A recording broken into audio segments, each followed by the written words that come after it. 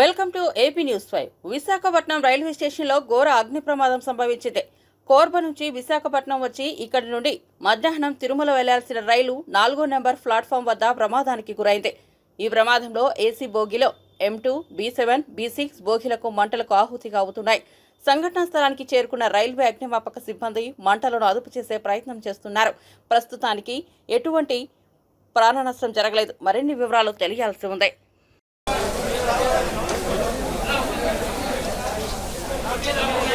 మంట ఎక్కువ ఉంది ఇలాంటప్పుడు ప్రయత్నం చేశాను.